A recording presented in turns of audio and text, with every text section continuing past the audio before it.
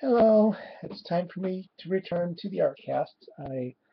Or to the Art Soundoff. I forgot to mention in the last video because I was already running late that I won't be doing these on the weekends because I have other projects to work on, including the comic strip. And you're probably wondering why you're looking at the comic strip.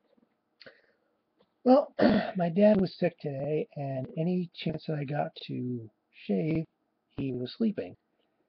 And I didn't want to wake him, and I am unshaven. I'm kind of a mess. For some reason I don't seem to be shaving on Saturdays lately. So I really don't look very good, so I didn't want to show up on camera. So instead, you're looking at some some line art from my comic strip Jake and Leon, and it fits my sound off for today. Last night, as this first goes up, I did this. I posted this comic, and the comic basically is about the fact that I came up with a really good joke, and it's not too often that I say that because this comic is mostly a commentary slash parody strip where the characters kind of host a sketch show kind of thing. Think of like you can't do that on television, except not except more um, entertainment commentary and the occasional parody and the occasional gag. So I come up with a joke that I actually thought was good, and that's rare for me to say, not just because of my low self-esteem, but because comedy is not my strong suit. Like they say, drama is easy, comedy is hard. The stories that I've always written until I started this strip were more along the lines of lighthearted adventure stuff, like the things I grew up with. And, it's about lighthearted you get when you have a story where a guy blasts somebody through the chest, but, lighthearted in comparison. Um, guess I get hit with a bin in the 90s myself. Anyway, I'm going off topic. When it came time to make the comic, I forgot the joke.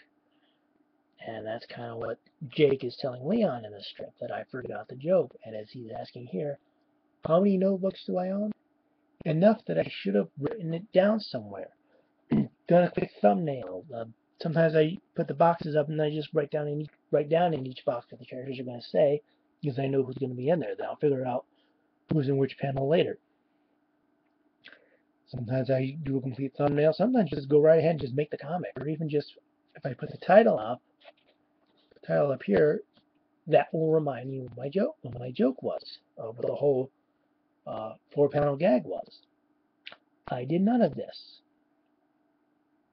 and I can't really blame it on the Crohn's disease flare up that I was having over the weekend because it wouldn't take that much trouble to just quick jot it down. I wasn't that far gone, except for maybe Saturday when I was spending a lot of time lying down. And let's face it, this is not the first time this has happened to me. This is not the first time I've forgotten a short skit like this. Because the long form stories, for some reason, I can remember my stories, and some of them will stay in my head for years, and may go through some alterations and things, but for the most part, I can remember the story. When it comes to my skits, however, the shorter 4-panel strips, I don't always remember them, and I think it's happened once with Captain PSA as well. But it wouldn't have been that hard to just write it down, and I just didn't do it because I was sure it was going to stay in my head. And sometimes it does. This time it did not. So it's kind of hubris on my part, kind of maybe, I don't know. But I'm hoping I remember that joke, because if it is as good as I thought it was, then anybody who reads the strip on Sunday will actually like it. So it's just a little heads up, I guess.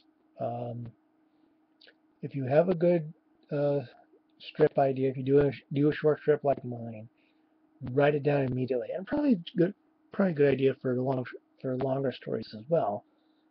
The thing is, I still haven't finalized a lot of the longer story ideas that I'd like to do, with one or two exceptions.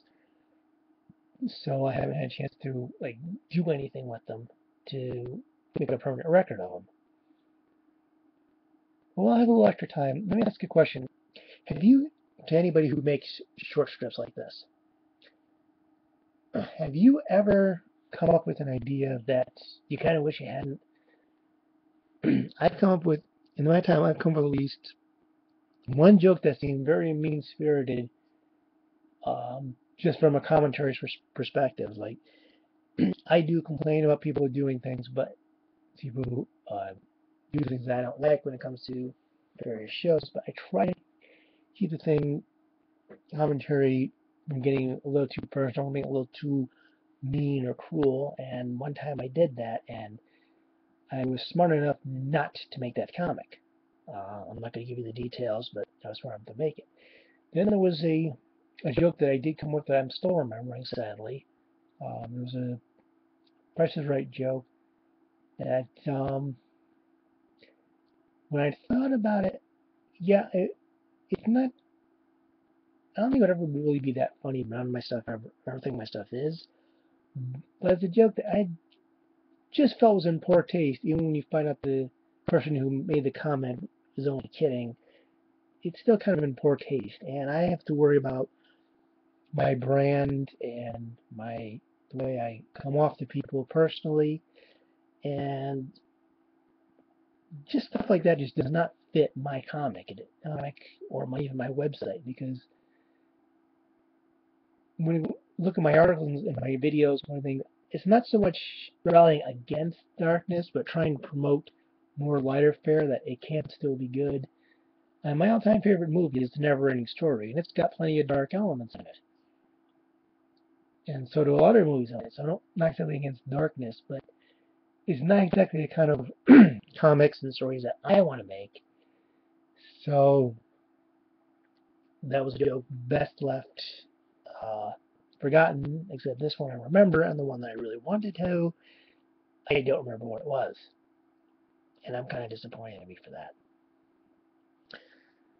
But hopefully only if the joke comes back, I'll write the thing down, or next time I come up with something good, I'll write it down, or whether I throw up the layout and put the title up, or if I go ahead and do a thumbnail, or just mark up the boxes and write the stuff down in the thumbnail notebook, and then just figure out where the character to be standing, which is easier when you're doing a talking head comic like this. There's just characters standing around talking. It's easier to thumbnail or just write down what the character will be saying in each panel, because there's not so much you really have to remember. You can just figure out where the character should be and what background elements that you want later on. And I think that's getting close on time, and I'm just going to start rambling, so I guess we'll end it here. If you want to follow more about what's going on with the Art Soundoff challenge, go to leantoart.com/artsoundoff to know what's going on, to learn the whole history. On Twitter, the hashtag or the Twitter account, Art Soundoff, will give you showings of everybody who's involved in the project. And I hope you check them out, because they come up with some very interesting perspectives from their own creative pursuits in comics. And that's all I've got for today. Tomorrow I hope to be fully shaven and back on camera. Until then, happy creating.